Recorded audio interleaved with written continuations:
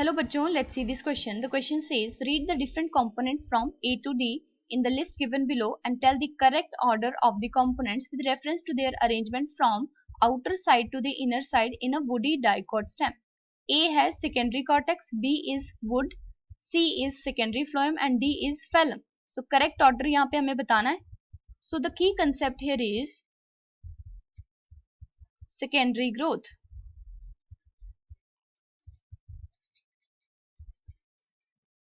Secondary growth से plant में increase होता है इन दी गर्थ,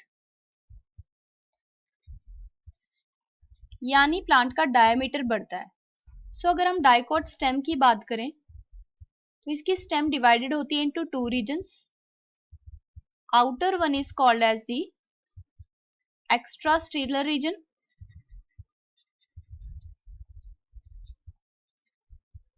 and the inner region is called as the intrastelar region. और इनकी डिमार्केशन कौन कर रहा है? ये लेयर जिसे हम कहते हैं पेरिसाइकल. सो क्योंकि क्वेश्चन में हमें आउटर साइड से सीक्वेंस बताना है तो इसलिए हम शुरुआत करते हैं एक्स्ट्रास्टेलर रीजन से. एक्स्ट्रास्टेलर रीजन के जो पेरेनकाइमा सेल्स होंगे उनमें से कुछ सेल्स डी डिफरेंशिएट कर जाते हैं और डी डिफरेंशिएट करके ये बनाते हैं मेरिस्टेमेटिक टिश्यू जिसे हम कहते हैं कॉर्क कैम्बियम. कॉर्क कैम्बियम क्या करता है? आउटर साइड पे जो सेल की लेयर बनाता है उसे हम कहते हैं कॉर्क या फिर फैलम. कॉर्क कैम्बियम को हम कहते हैं फैलोजन और ये अंदर की तरफ सेल्स बनाएगा, उन्हें हम कहेंगे सेकेंडरी कॉर्टेक्स. इसे फैलोडर्म भी कहते हैं. अब सेकेंडरी कॉर्टेक्स के नीचे वाली साइड प्रेजेंट होता है प्राइमरी कॉर्टेक्स. उसके अंदर प्रेजेंट होगा एंडोडर्मिस. उससे नेक्स्ट प्रेजेंट होता है पेरिसाइकल. अब पेरिसाइकल से अंदर अब एंटर कर जाते हैं into the intrastelar reason. इंट्रास्टेलर reason में ये जो वेस्कुलर बंडल्स प्रेजेंट होंगे ये एक कंप्लीट कैम्बियल रिंग बनाते हैं by the joining of inter and intrafascicular cambium.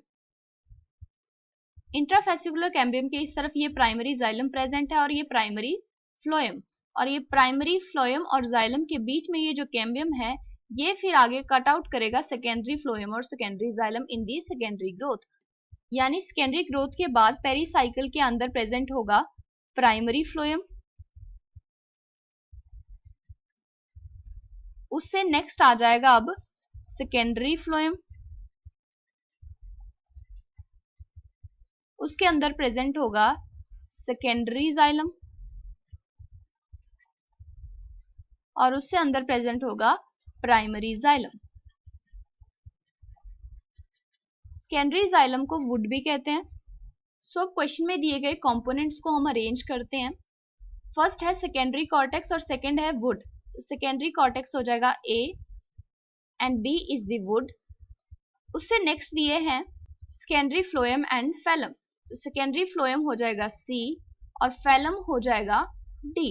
सो इनका sequence from outer side to inner side हो जाएगा D, then A, then C and then B. तो अब ऑप्शंस में ऐसा देखते हैं सीक्वेंस. ऑप्शन बी में यही सीक्वेंस दिया है D, A, C and then B. So the final answer is option B.